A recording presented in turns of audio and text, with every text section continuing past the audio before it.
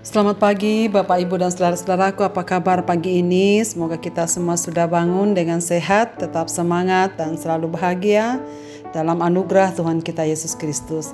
Senang sekali kita berjumpa kembali melalui Renungan Pagi edisi 27 April 2022. Bacaan kita pagi ini dari Kisah Rasul pasal 1 ayat 12 sampai ayat yang ke-14.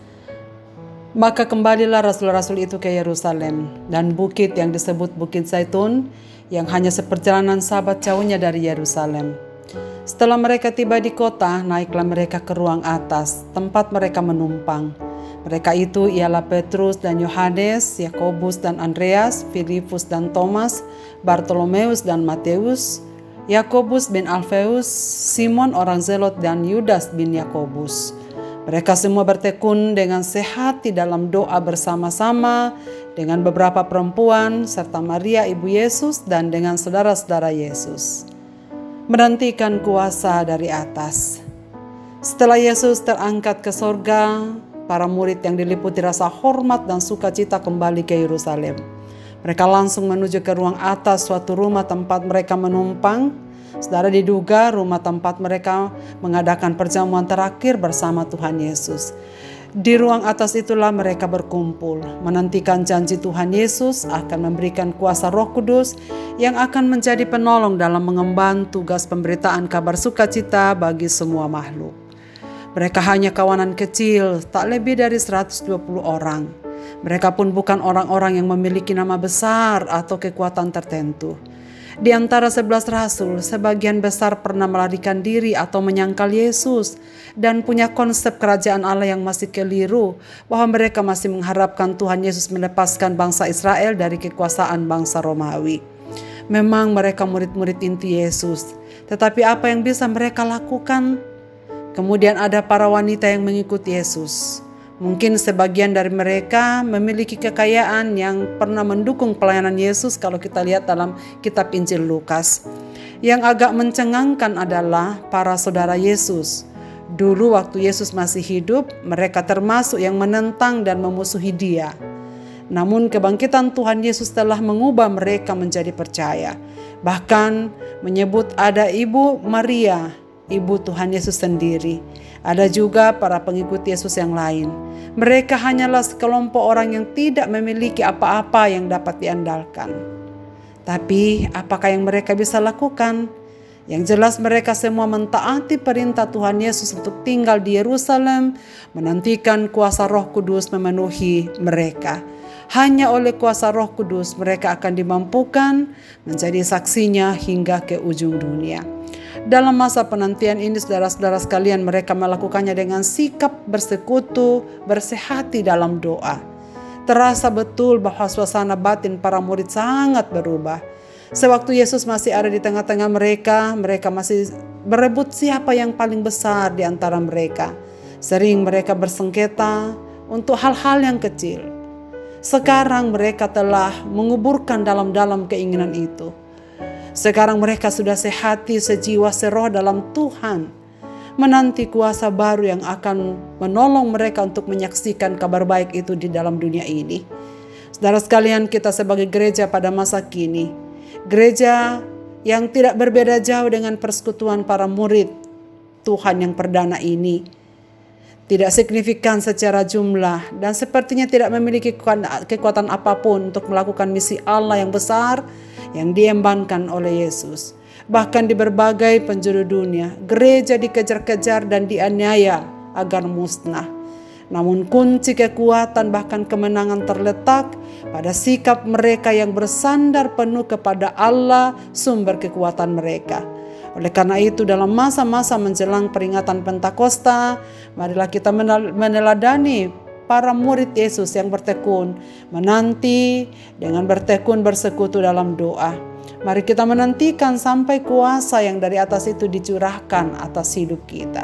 Saudara-saudaraku, perubahan yang nyata setelah kenaikan Tuhan Yesus, bahwa murid-murid itu tetap bersatu padu. Dulu mereka pernah tercerai-berai, ada yang menyendiri, ada yang pergi menangkap ikan. Kini mereka terus-menerus bersatu, memuji dan berdoa. Ini menunjukkan bahwa mereka berkumpul bersama-sama dalam kasih yang kudus. Dan bahwa mereka tidak ada lagi pertengkaran dan perselisihan.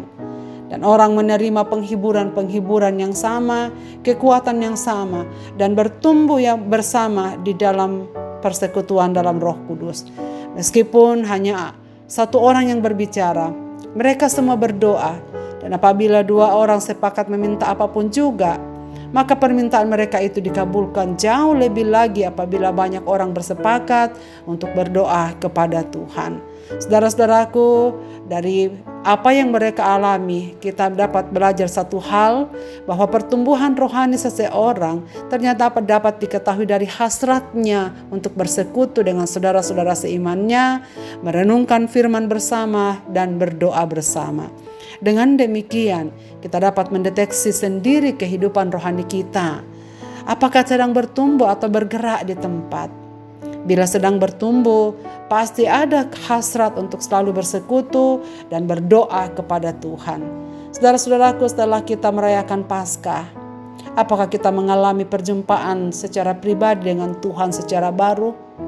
Perubahan apa yang nyata dalam setiap kehidupan kita? Adakah yang berubah? Komitmen baru apa yang kita telah buat? Jika kita ingin mengalami pertumbuhan rohani, saudara sekalian, jelas jangan abai terhadap persekutuan. Jangan abai pada waktu berdoa, agar kita menikmati hubungan yang semakin akrab dengan Tuhan Yesus.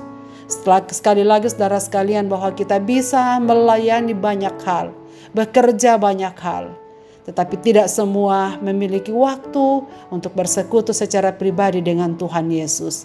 Dengan hanya cara inilah kita akan memperoleh kekuatan baru dan bertumbuh secara rohani.